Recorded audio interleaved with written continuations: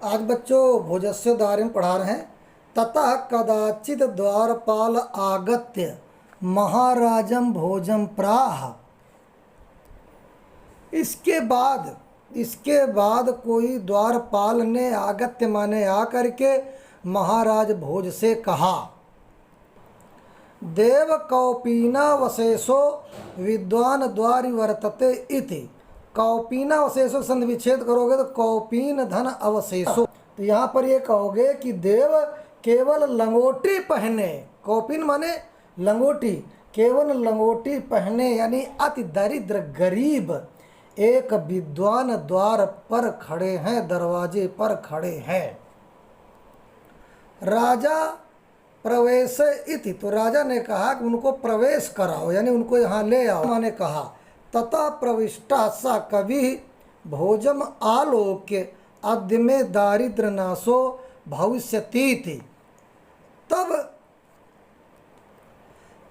प्रविष्ट माने प्रवेश करके, तब प्रवेश करके सह माने वह कवि, उस कवि ने भोजम आलोक्य भोज को देख करके अद्य में दारिद्र नाशो, आज हमारी गरीबी दूर हो जाएगी, भविष्यतीत माने दूर हो जाएगी, इति मत्वा ये मान करके तुष्टो संतुष्ट हो करके हर्षा श्रोणी मुमोच यानी खुश हो करके उनके आँखों से खुशी के आंसू बहने लगे। राजा तम आलोक्य प्रा, राजा ने उस कवि को उनको देख करके कहा,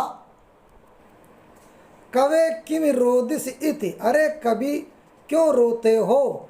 तथा कवि कविरा, तथा कवि धन आ, तब कवि ने कहा, राजन आकर्णे मद ग्रहम स्थितम, हे राजा मेरे घर की आकर्णे माने सुनो, मेरे घर की स्थिति को सुनो। अयला जान उच्चैः पथि वचनमया कर्ण गृहिणी, शिशोह कर्णो यत्नात् सुपिहितवती दीन वदना, मयि क्षीणो पाए यद कृतं दृशा वश्रुबहुले, तदन्तः शल्यं मे त्वमसि पुनरुद्धुर्तुमुचितः। लाजान उच्चैः, लाजान उच्चैः माने होता है खील लेने का ऊंचे ऊंची आवाज। वचनम आकर्ण यानी वचन को सुन करके। अब यहाँ पर देखिए अये लाजानुच्चैः, वो जो है कवि ने कहा कि हे राजन घर से बाहर खील बेचने वाले द्वारा रास्ते पर, हमारे घर के सामने जो रास्ता था उस रास्ते पर एक खील कहते हैं, जैसे धान है तो धान को भून दो तो वो उसको कहते हैं खील, है ना।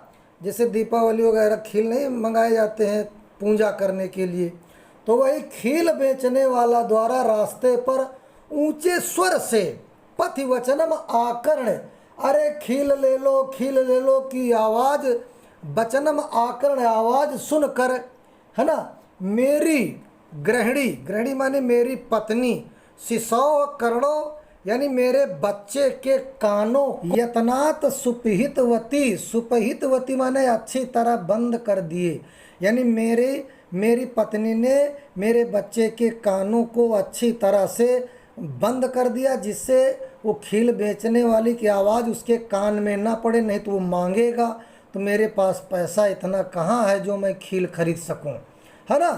कि वह सुनकर खीले दिलवाने की जिद ना करे, इसलिए मेरी पत्नी ने मेरे बच्चे के कानों को बंद कर दिया। और दीन वदना, दीन मुख वाली मेरी पत्नी ने बच्चों के कानों को संभाल करके बड़ी ज़बरदस्ती बंद कर दिया, जिससे उसकी आवाज़ उसके कानों तक न पड़े। और मैं छीणों पाए, मेरे पास कोई उपाय नहीं था, और मुझ दरिद्र पर जो है यद कृतम कि जिस समय मैं कोई कुछ काम कर सकूं, मेरे पास कोई उपाय नहीं था। और दृशा वश्रु बहुले, और मुझ दरिद्र पर जो आंसुओं भरी दृष्टि से उसने देखा, मेरी पत्नी ने आँख में आंसू भर के मेरी ओर देखा, तो तदंता शल्यम में त्वमस पुनरुद्धुर तुमुचिता, है ना। यहाँ पर देखिए उद्धृतुम उचिता, यानी जो है निकालने में समर्थ। अंता सल्यम का मतलब होता तथा धन अंता सल्यम, यानी हृदय में गड़े उस कांटे को। कहने का मतलब है कि और मुझ पर जो आंसुओं भरी दृष्टि डाली मेरी पत्नी ने, आंसू भर करके मेरी ओर देखा, तो मेरे हृदय में तदंता सल्यम, मेरे हृदय में कांटों की तरह चुभ गया। और जिसे त्वमसि पुनरुद्धृतुम उचिता, और उन कांटों को निकालने में हे राजा जी आप ही समर्थ हो, यानी गरीबी दूर करने में आप ही समर्थ हो। राजा शिव शिव इति उदीरयन प्रत्यक्षरम लक्ष्यम दत्वा, राजा ने शिव शिव कहा, कल्याण हो कल्याण हो, और बड़ी उदारता के साथ प्रत्येक अक्षर में, इस श्लोक के प्रत्येक अक्षर में लाख लाख मुद्राएं दे करके कहा, त्वरितम गच्छ गेहम, बहुत जल्दी अपने घर जाओ। तो गृहिणी खिन्ना वर्तते, तुम्हारी पत्नी, खिन्ना माने दुखी, तुम्हारी पत्नी बहुत दुखी है। अन्यदा भोजा महेश्वरम नमितुम, दूसरे दिन राजा भोज शंकर जी को प्रणाम करने के लिए शिवालयम अभिगच्छत, शिवालय में आए।